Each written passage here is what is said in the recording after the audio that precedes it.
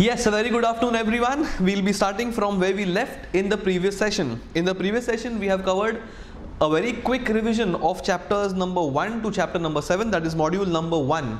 Now we'll be starting with module number 2, that is chapter number 8 to chapter number 15. Alright, so chapter number 8 is on unit and batch costing, a very simple and a very straightforward chapter.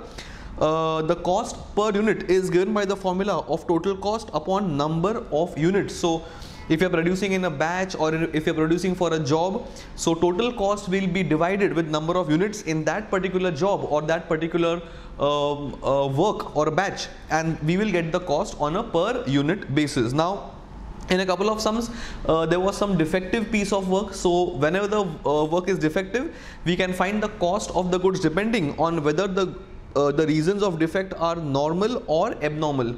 In case the reasons of defect are normal, then in that case they are a part of the cost of goods. They are not removed or they are not excluded from the cost of the goods. They are a part of the goods. So that is the treatment to be done if the loss or the defect is normal in nature. However, if the cost is however, if the reason is abnormal, in that case the cost is going to be charged to costing P&L and it will not be a part of the cost of the goods. Then how do you find the variable cost content in case two levels are given?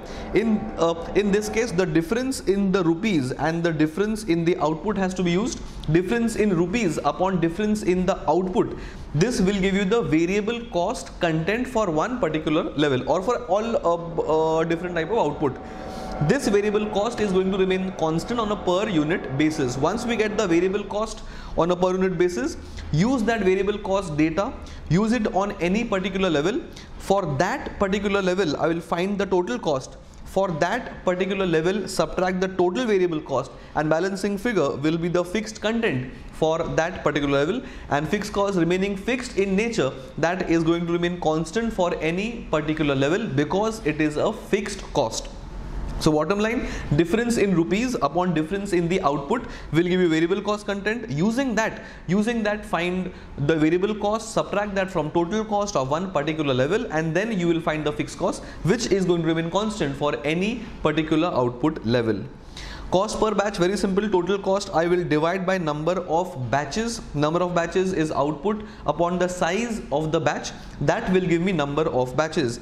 And we also have something called as economic batch quantity. This is also known as optimum run size. It is exactly similar to the concept of number of goods to be procured at one or in one order, that is EOQ. Here we mention EBQ or ORS. Formula is also same, 2ACA upon CI. A is the annual production of FG, CA is the cost per production run, and CI is the inventory holding cost of the finished goods. In the case of EOQ, CA was the ordering cost and CI was the inventory holding cost of the RM. Here it is the inventory holding cost of the FG, because we are deciding what should be the batch size for production of FG. So it is FG related. This is how chapter number 8 has been discussed, that is batch costing. Moving on, chapter number 9 is on contract costing. Very simple chapter. This is how a typical contract account looks like. Our job in this chapter is to find the notional profit of the contractor. We are in the books of the contractor. Now we always start from direct material purchased. Direct material purchase comes on the debit side and the materials at site come on the credit side. If you knock them off, you get material consumed, and materials consumed is always a cost. Then you have wages as usual. In the case of plant, you may either have two presentations. One presentation is write the plant cost on the debit side and write the plant's WDV on the credit side. The net effect of both these debits and credits is the net depreciation charge on the debit side. If you don't want to write the plant cost and the plant's WDV, simply compute depreciation by the formula cost minus scrap upon number of years. This will give me annual depreciation, and depending on number of days the plant has been used on the site, take those number of days upon 365, we will get the depreciation of that particular asset used on this particular site, and you have only depreciation as a cost on debit side. In that case, don't write plant on debit side and plant's WDV on the credit side. Then we have other chargeable expenses and other expenses. These will be generally given to us in the question. Just ensure we have to have only those expenses on debit side which pertain directly to this particular contract. Sometimes we may also have to absorb some common overheads between the contracts. Details will be given to us. We only have to absorb that content which is pertaining in the or for the contract. Coming to credit side, you have something called as work in progress, which is split into work certified and work uncertified. Work certified is the contract price. The CP is not the cost price, it is the contract price. Contract price into the percentage completion, percentage mentioned by the surveyor. There will be a surveyor who will tell that the contract is 20, 30, 40, 50, whatever percent ready. That contract price into the completion percentage certified, that is the work certified content. Work uncertified is work done which is not certified. So I may have finished 70% contract, but the surveyor has given the certificate for 60%. The balance 10% is work done which is not certified. We always mention that at cost. This is more like closing stock for ease of understanding. Then comes the closing stock of materials at site. These are unconsumed materials. We have spoken about this. Plant at site, we have spoken about this. Loss of materials. Now certain materials which were purchased may have been lost by fire or by theft, as the case is. Any kind of abnormal loss is not a contract cost, so it is my job to remove it from the contract by crediting it, and I will go in the costing P&L to debit it, because it is a cost of the business, not of the contract. That's how a typical contract account looks like. And after doing all these things, the balancing figure is going to be the notional profit that the contractor has earned. The profit is notional because the contractor cannot debit the contractee will if the contract is still not finished. So this is like a notional profit. Now we can also find out work uncertified by the formula total cost minus plant at site minus materials at site minus loss and minus the work certified. Balancing figure is always going to be work uncertified at cost. Okay, this is the other formula.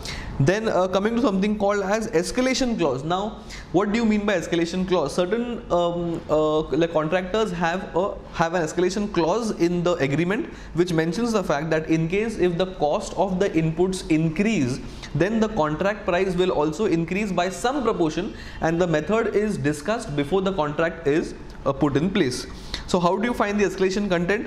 The actual rate minus my standard rate, whatever is the difference, multiply with the standard quantity or the standard hours, quantity for materials and hours for labor, whatever is the difference. If the difference is positive, that is charged to the contract. If difference is negative, we give the credit to the contractee, and the net increased in the cost is called the escalation content, and this is charged to the contractee because the contractee is my debtor for this amount.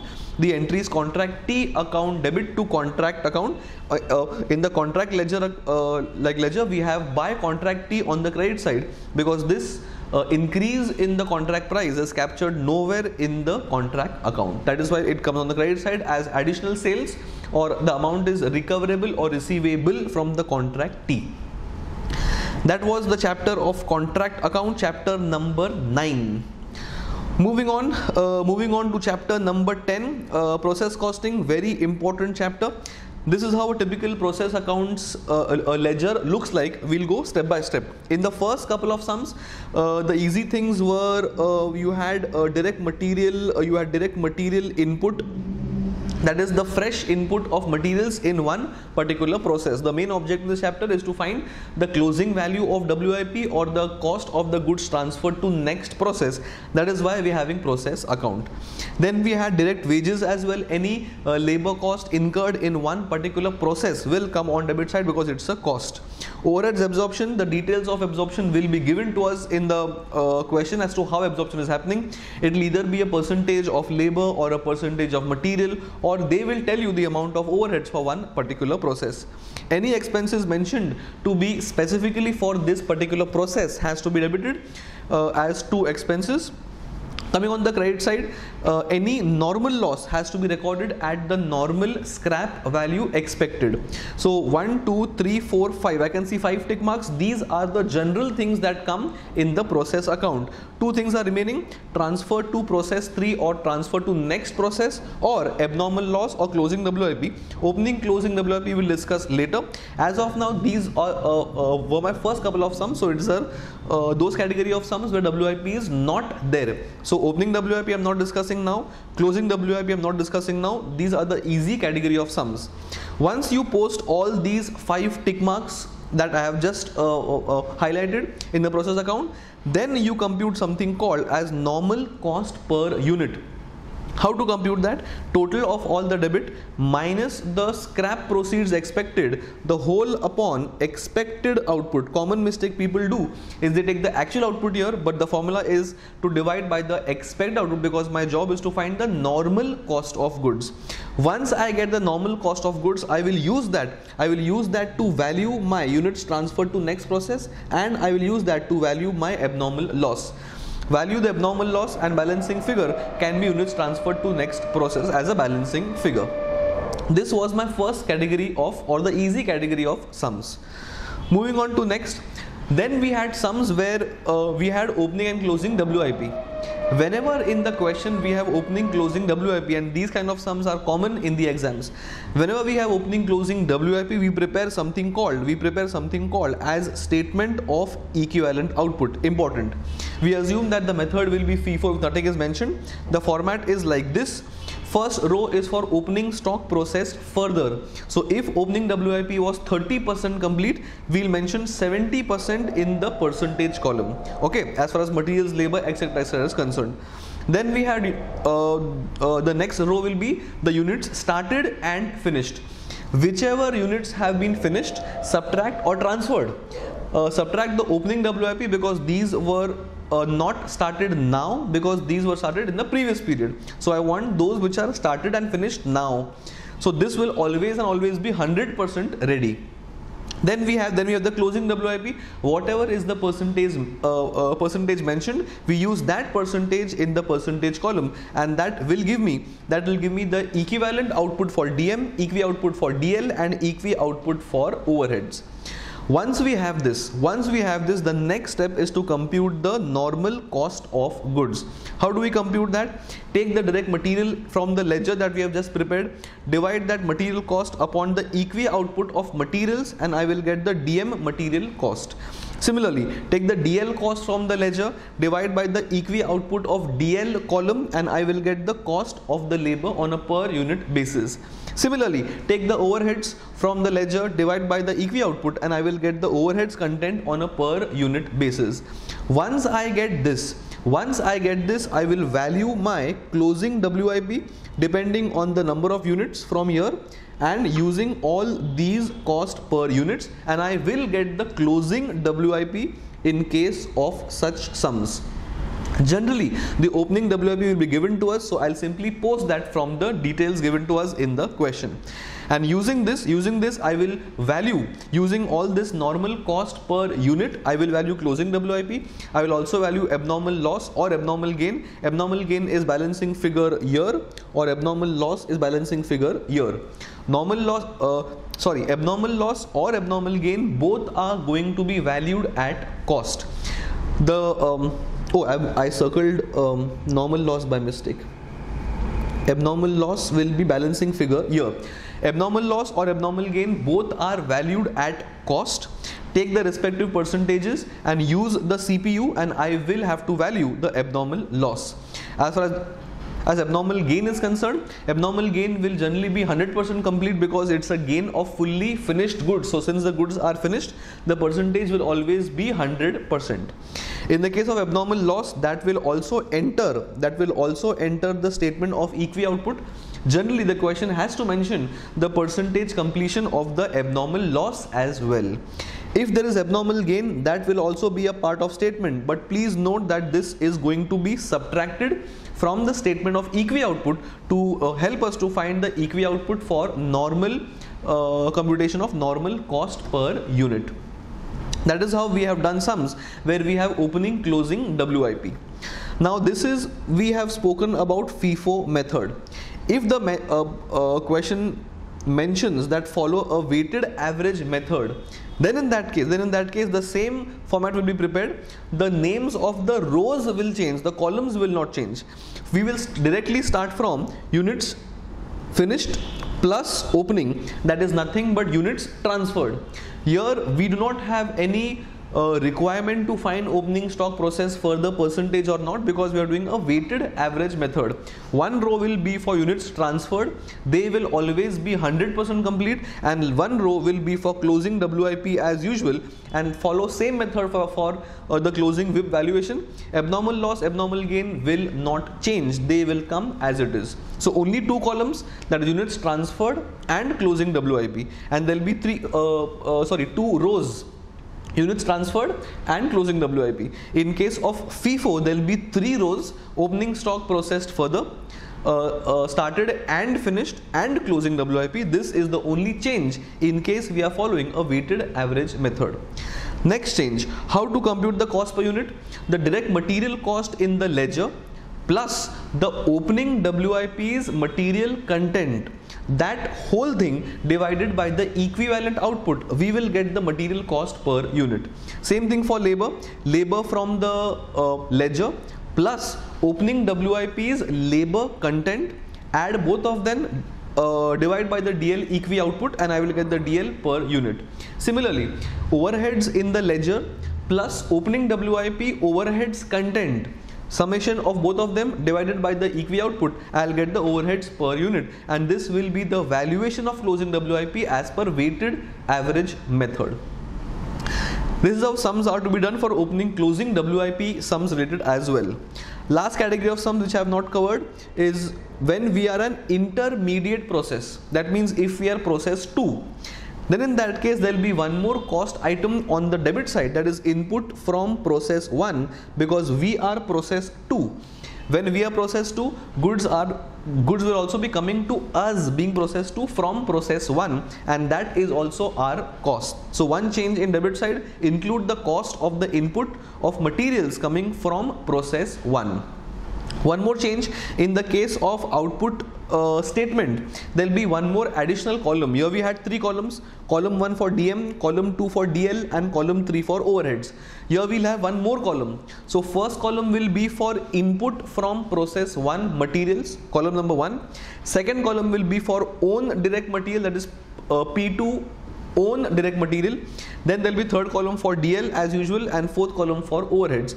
So we have one additional column for input of DM, and as far as percentage is concerned, these will always be 100% complete, because process 1 will always send to process 2 those goods which are fully complete, which means for the first row, opening stock process further, it will be 0%, because we always take the balancing figure in the opening stock process further row. As far as your finished goods are concerned, they will always be 100% ready. Closing WIP, again they will be 100% ready. So as far as the percentage is concerned, whatever is the input DM coming from process 1, assume they are 100% complete. Alright, this was how we do sums in which where we are the intermediate process, that is process 2, and then we will be transferring goods to process 3. All other things like abnormal loss, normal loss, closing WIP, all those things will remain the same. One more thing, if there is sale of scrap, we generally subtract the sale of scrap from the own materials. So either you subtract the cost from own materials, or you subtract the cost from the pure materials. ICI has done many sums where they have subtracted the scrap proceeds from own materials. They may have taken the scrap proceeds as less from the pure materials as well. So whatever you can do, you can just have to assume that we are subtracting sale of scrap from own materials. You can also subtract sale of scrap from the input of P1 material cost. Important thing is to subtract it from sum of the cost. That is my chapter number 10, that is process costing. We have covered almost everything and all the formulas required. Then moving on, chapter number 11 appears to be joint product and byproduct. Very simple chapter again. my main objective in this chapter is to allocate the cost or the common cost or the joint cost among the respective joint products. Three methods: method number 1, method number 2, and method number 3. First is the output method. This is the least preferred method. Whatever is the common joint cost, they are allocated basis the ratio of the weight of the output. Very simple. Then we have the notional sale value method. In case selling price is not available at the point of split off, we take the final sale value minus the post separation cost, and that is the notional sale value of the product at the point of split off. Find it for all the joint products, and this is the ratio in which joint common costs have to be allocated. Method number 3, the best method, the sale value method.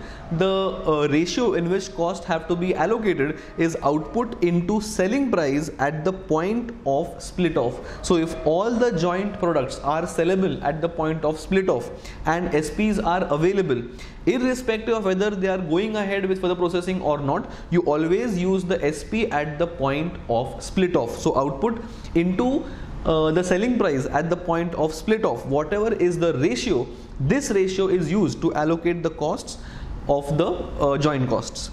Then we have the next method of reverse cost sheet, where you have been given the sales, you have given the profit as well. We go reverse, and the share in joint cost is the balancing figure in the reverse cost sheet method. This is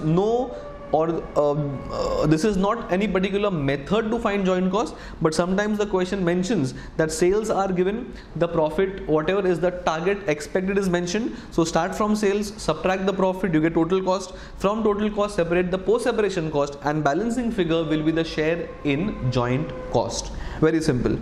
Then the last concept was depth in processing. Here we have to make a decision whether the goods have to be sold at the point of split off or the goods have to be sold after further processing. In which case the incremental sale value has to be compared with the incremental cost. What is the incremental sale value? The incremental sale value is the final sale value minus the sale value at the point of split off. This will be higher because when we do further processing, this is obviously going to impact or increase the selling price. So the extra selling price is the incremental sale value. That into my output is the incremental sale value. This is the extra rupees that we are going to get if we process further, but this extra rupees or this extra sale value will be realized if you process the goods further. So compare this with the processing cost. If the final sale value minus my split off ka sale value, if the incremental sale value exceeds the incremental cost, then in that case you go ahead to process the goods, otherwise do not go ahead. Which means if the incremental cost exceeds the incremental sale revenue, then do not process the goods further. There could be a possibility out of 3 or 4 goods, some goods it will be beneficial to process further, some goods it will be not beneficial to go ahead. So some goods will be processed further and some goods will be sold at the point of split off only. Alright, that was my depth in processing concept. Moving on, last thing, if the joint product or the byproduct is sold as scrap, then in that case we will not make a separate cost sheet for the scrapped product. Whatever is the sale value that we will receive of by selling the joint product or the byproduct as scrap, that is subtracted from the joint cost or the total cost of the product, because scrap proceeds or the scrapped byproduct, we will not have a separate cost sheet for the same. Any sale proceeds from scrapping will be subtracted either from the overheads or from cost of sales, depending on what the question says. If the question says subtract from overheads, we will subtract from overheads. If the question says subtract from cost of sales being final cost, then we will subtract from the final cost of sales. Bottom line, the scrap proceeds will be subtracted from the common costs or overheads, whatever the case is. We will not have a separate cost sheet for the scrapped goods. That is how we have discussed chapter number 11, that is joint product and byproduct. That is sorted. Moving on, chapter number 12, that is service costing. Again, very interesting chapter. In this case, we are service providers. We are not manufacturing any goods in this case. Therefore, there is not going to be any common unit to be divided with. That is why different service companies will have different units of cost. Examples, in the case of transport service, I will find the passenger kilometers or I will find the ton kilometers depending on what is being transported. So if you are transporting passengers, I'll find the cost per passenger kilometers. In case we are transporting goods, in that case I will find the cost per ton kilometer. Next example, electric companies. In that case, we'll find the cost per kilowatt hour. Details will be given of how much energy is produced. Depending on number of kilowatt produced, I will get the cost per kilowatt hour. Then hospital, in this case, we'll find the cost per bed day or the cost per patient day, depending on the question's details. Number of beds occupied on one day into number of total capacity, that will give me the bed days. I mean 360 days, 350 days, and the number of beds occupied on an average, that will give me total number of bed days. Canteen, we'll find the cost per meal. So whatever is the cost of the canteen and dividing by number of meals offered or served, I'll get the cost per meal. Then in the case of cinema, it will be cost per ticket or it will be cost per man show. So if there are 100 seats and if 80 are occupied to watch one show, it is 80 man shows and it is not 100 man shows, because 80 is the occupancy percentage. Then we have hotels. In the case of hotels, we find something called as room days. Out of 10 rooms, if 7 are occupied on one day, those are called 7 room days. Then we have banks. We find the cost per transaction. Number of transaction details will be given to us in the question. Then we have educational institutes. So in that case, we will find the cost per batch or the cost per student or the cost per lecture. Total cost computation is never difficult. We simply have one category for fixed costs, one category for variable cost. Add both of them, I get total cost. Total cost will be divided by number of batches or students or lectures as the case is, and I will get the cost per respective cost category. Then we have, in the case of IT services, we have the cost per project. Depending on how many engineers are there in the project, we do the project cost, and that will give me the cost for a particular project. Overheads will be absorbed depending on maybe the cost of labor or the cost of skilled labor or the cost of whatever details are given to us. We will absorb overheads basis salary paid to technicians, engineers, the project managers, etc., and I'll get the cost of the particular project. In case of insurance companies, we get the cost per claim or the cost per policy. Details will be given to us and we have to simply compute the cost per claim or policy. These are simple examples. The common industries that ICI generally asks is transport companies, hospitals, hotels. These are 1, 2 and 3. These are quite common in case of ICI questions. Examples, I've just given a couple of examples as to how to compute the denominator, or what are the common things that need calculations in this chapter. One is total kilometers, so that to find, or how to find the cost of petrol. Petrol cost will depend on number of kilometers. How to find number of kilometers? Number of trucks or bus, whatever the case is, into distance of outward, inward as the case is, into 2, because one outward journey is going out and inward journey will come in, so into 2 for going out and coming in. Then we have into number of days, so 4 days a week, 5 days a week, depending on what the question says, and number of weeks in a month or number of weeks in a year. This will give me total kilometers travel, and this will help us to find the petrol cost in the particular period. How to compute ton kilometers? Somewhat same. Number of trucks into one-way distance, because generally we will carry tons from A to B, and generally when we come from B to A, we come empty-handed, in which case the only outward journey will be considered for ton kilometers. Into number of tons depending on the truck's capacity, into number of days, into number of weeks as the case is. In case return journey is also coming with tons, then depending on the return journey and kilometers and the tonnage, we will get return journey ton kilometers as well. Add both of them to get total ton kilometers. Alright, then how to compute room days? Same thing, number of rooms in a hotel into number of days in a particular period into occupancy percentage average. This will give me total number of room days for the entire month, period, week as the case is. How to compute equivalent room days? Now sometimes the question mentions that the tariff is X or the tariff is double for deluxe room as compared to economy rooms. Then in that case, if the tariff of the economy rooms is X, the tariff of the deluxe rooms will be 2X. So X into number of room days of deluxe or economy as the case is, plus 2X into number of room days of say deluxe. Add both of them, I will get equivalent room days. I'll get the tariff of say the economy room days, and into 2 I'll get the tariff of the deluxe rooms. Alright, these are the typical things that the chapter discusses in the case of service sector costing. Hope this is clear. Moving on, chapter number 13 appears to be standard costing, a very formula intensive chapter. Important thing to note here is how do you compute the cost which is budgeted. Always use the budgeted quantity and the standard rates in order to get the budgeted costs. How do you get the standard cost? Use the actual quantity and the budgeted or the standard rates to get the standard costs. And then the actual cost is nothing but actual quantity into actual rates. Very important for you guys to understand how are these three distinguished: budgeted cost, standard cost and actual cost.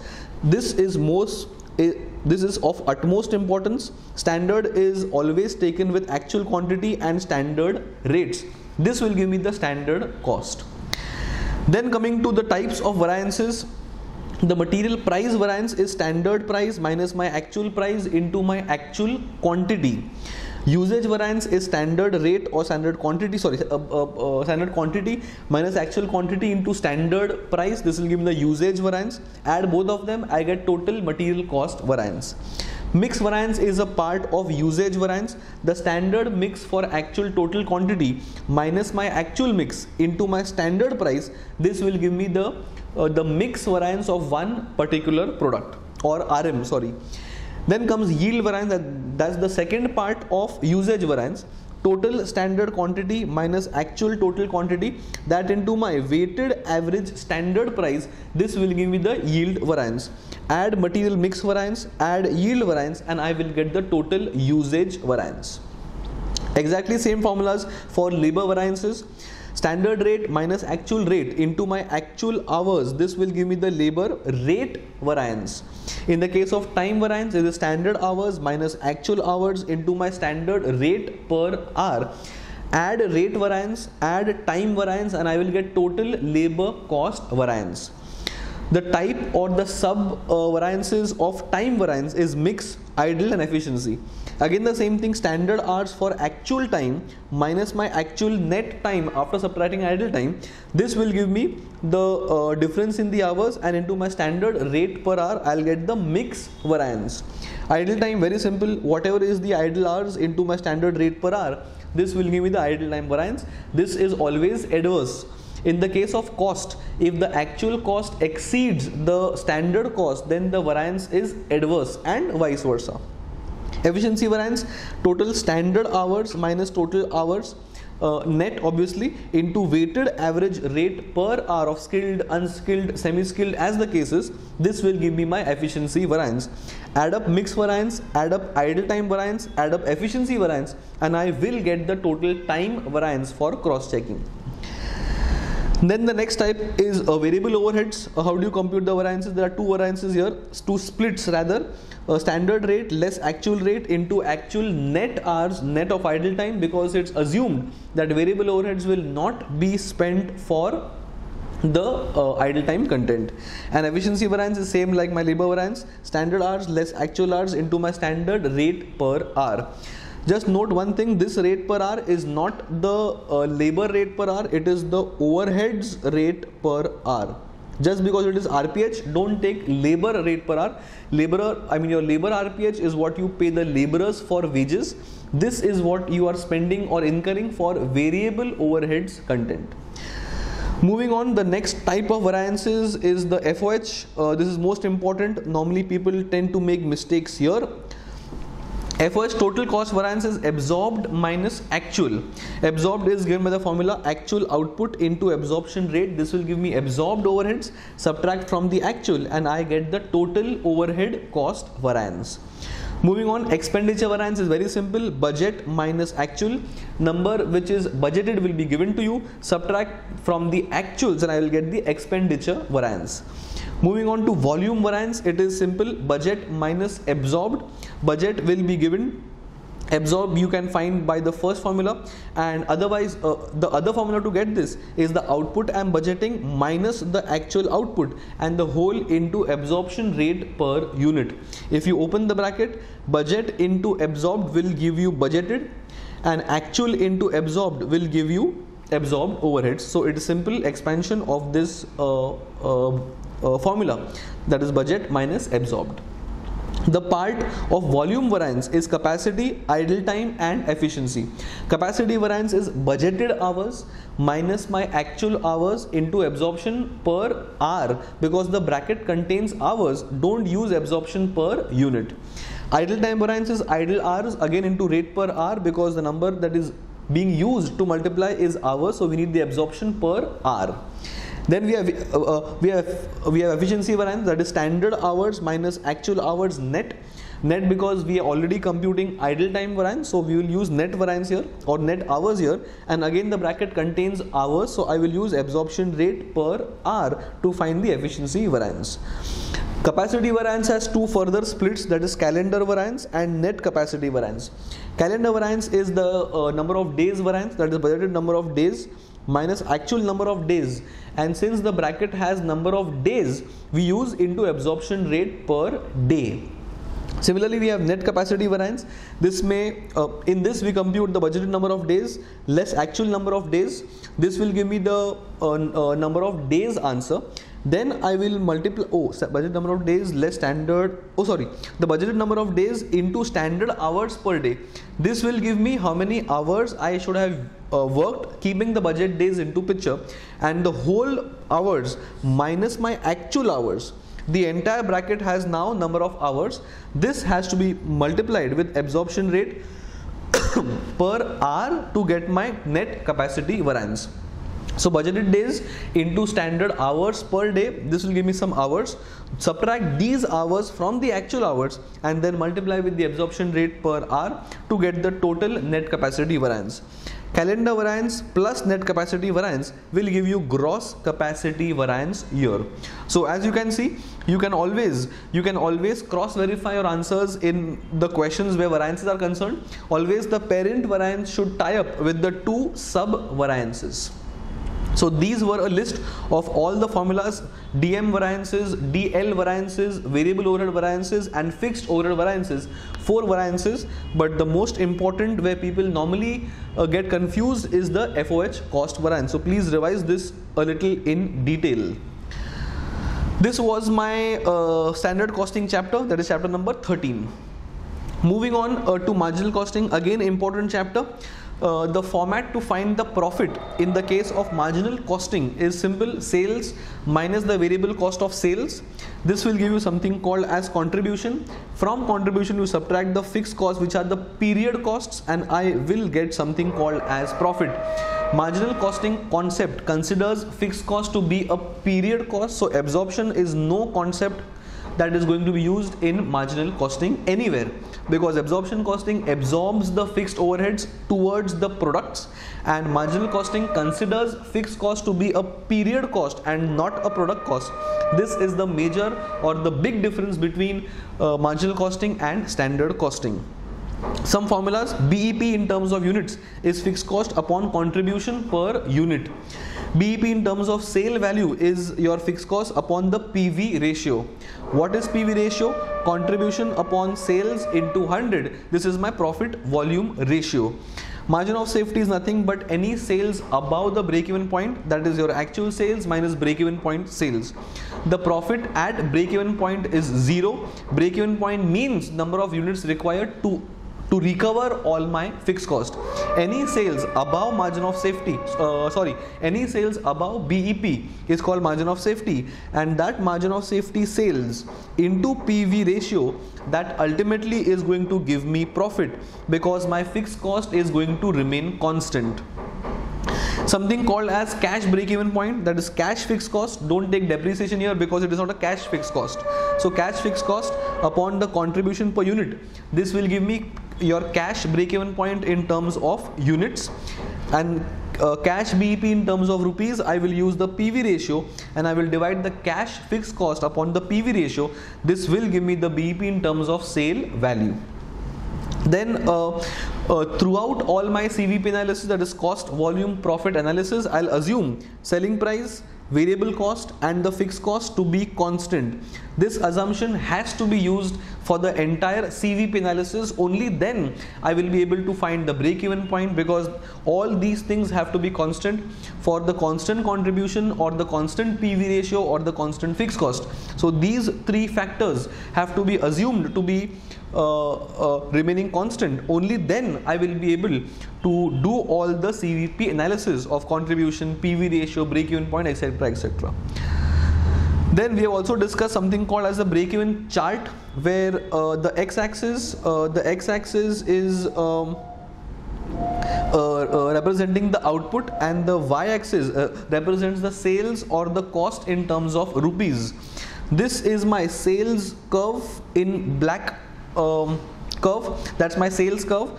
It starts from 0 because if output is 0, sale value is 0. This is my total my fixed cost curve. It starts here because if the output is 0, fixed cost will still exist. That's why it doesn't start from 0. It starts in the middle of y-axis. It will be parallel to x-axis because the fixed cost is constant. Then we have the total cost curve. Total cost curve will start from here, because at 0 output, total cost is equal to fixed cost. So the total cost curve will start from the fixed cost starting point, and the place where total cost cuts or meets the sales curve, that is the break-even point. If you take the break-even point and stretch it towards the x-axis, you will get the break-even point in terms of output. If you take towards the y-axis, you will get the break-even point in terms of rupees. Any output below the break-even point will give you loss. Any output above the break-even point will lead to profit contribution. That is how we prepare a break-even point chart. Alright, that is the major formulas touching marginal costing. And now we will move on towards the last chapter, that is budgetary control, and some formulas associated with it. Now, how do you compute the sales budget? It is nothing but the sales quantity and the selling price. Multiply both of them and I will get the sales budget. It can either be found in terms of quantity, that is sales quantity is the sales budget in terms of quantity. If you want in terms of rupees, then in that case multiply sales quantity with the selling price per unit. I will get the sales budget in terms of rupees. Then comes production budget. The production budget is found out using the sales quantity. So sales quantity plus closing stock quantity minus opening stock quantity. If everything is in terms of quantity, the production budget will always be in terms of quantity. You generally do not find the production budget in terms of rupees, because we will have to do a proper cost sheet, find the production cost, and then I can find a production budget in terms of rupees, but that is generally not done unless mentioned specifically.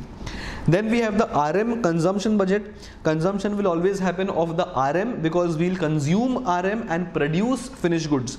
So RM consumption will depend on the goods produced. Whatever is the goods production into my RM consumption per unit, that will be my total RM consumption. Depending on the loss, if any, we have to adjust the goods loss, and you will have to because any RM lost in the process is also in a way consumed, that will have to be grossed up to find my RM consumption budget. Purchase will depend on consumption, so start from consumption of RM, add the closing stock, subtract the opening stock. This will give me the purchase of RM in terms of quantity. Use the purchase rate, that is the vendor price that is charged to you, and I will get the purchase budget in terms of rupees.